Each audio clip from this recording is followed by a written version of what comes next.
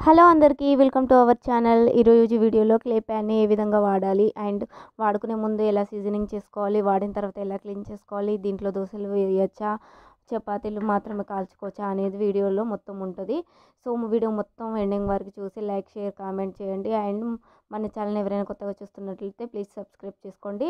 And pan అనేది ఈ విధంగా ఉంది. సో దీనికి వెనకాల స్టీల్ గ్రిప్తో వచ్చిందండి. దీనికి ప్రైస్ వచ్చేసి 100 రూపీస్ అయితే పడింది. ఇప్పుడైతే అల్యూమినియం వాడొద్దు అని మట్టి పాత్రలని ఎక్కువగా వాడుతున్నారు. మట్టి పాత్రలు తీసుకొని ఏ మట్టి పాత్ర అయినా మనం వాడుకునే ముందైతే వాటర్లో ఇలా సోక్ చేసుకోవాలి. 24 అవర్స్ అయితే వాటర్లో ఈ ప్యాన్ని చక్కగా నానబెట్టుకోవాలి. ఈ విధంగా ప్యాన్ అనేది 24 అవర్స్ చక్కగా వాటర్లో మొత్తం నానిన తర్వాత ఈ విధంగా వాటర్ బబుల్స్ అయితే వస్తుంది.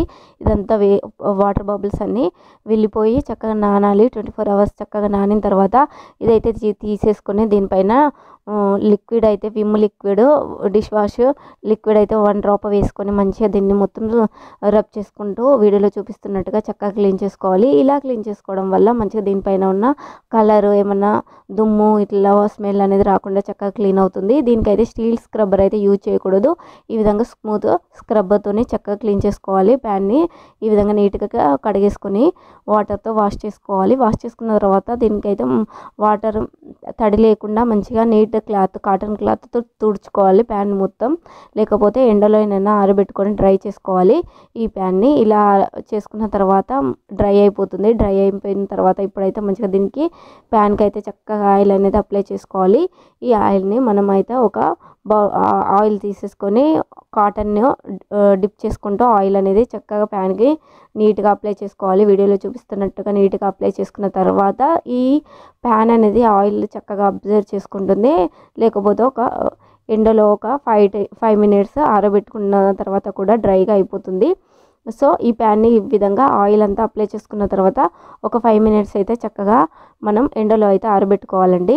ఆరబెట్టుకున్న తర్వాత చక్కగా డ్రైగా అయిపోతుంది. ఇప్పుడు మళ్ళీ ఒకసారి అయితే ఆయిల్ అయితే మళ్ళీ సెకండ్ టైం అయితే అప్లై చేసుకోవాలి. ఈ విధంగా మళ్ళీ కాటన్తో ఈ విధంగా అప్లై చేసుకుంటే ఒక 2 మినిట్స్లో అయితే ఆయిల్ అంతా చక్కగా అబ్జర్వ్ చేసుకొని మనకైతే ఈ క్లే ప్యాన్ అనేది మనకు వంటకు తయారైపోతుందండి. ఇప్పుడు స్మూత్గా అయిపోతుంది. ఈ ప్యాన్ అనేది ఫస్ట్ స్మూత్గా అయిన తర్వాత ఇప్పుడైతే మనం దీంట్లో చపాతీలు అయితే కాల్చుకోవచ్చండి. దోశలు అయితే వేస్తే చక్కగా రావు. సో ఇందులో భక్షాలైనా చపాతీలైనా ఏవైనా కాల్చుకోవచ్చు. అండ్ బ్రెడ్ కూడా మనం రోస్ట్ చేసుకోవచ్చు. ఈ విధంగా మనమైతే ఈ ప్యాన్ అయితే యూజ్ చేసుకోవచ్చండి. దీన్ని అయితే నేను భక్షాలకైతే యూజ్ చేశాను. చక్కగా వచ్చాయండి, నీట్గా వచ్చాయి. ఈ విధంగా ఎవరైనా కావాలంటే ఈ విధంగా ట్రై చేసుకోండి. చపాతీలకైతే చక్కగా యూజ్ అవుతుంది. ఈ ప్యాన్లో చపాతీలే కాకుండా ఈ విధంగా పల్లీలు ఇట్లా ఏమన్నా ధనియాలు వేయించుకోవడానికైతే ఈ విధంగా డ్రై రోస్ట్ చేసుకోవడానికైతే చాలా యూజ్ అవుతుంది. సో ఈ విధంగా వీటి కోసం చపాతీల కోసం అయితే యూజ్ చేసుకున్న వారైతే కంపల్సరీ ప్యాన్ అయితే తీసుకోండి, చక్కగా యూజ్ అవుతుంది. అండ్ ఫ్లేమ్ అనేది హైలో పెట్టకుండా మీడియం ఫ్లేమ్లోనే చక్కగా దీన్ని కాల్చుకోవాలి. లేకపోతే ఈ ప్యాన్ అనేది విరిగిపోతుంది. సో ఈ విధంగా ఈ కొన్ని టిప్స్ ఫాలో అవుతూ అయితే ఈ విధంగా ఈ ప్యాన్ పైన అయితే అన్నీ చేసుకోవాలి.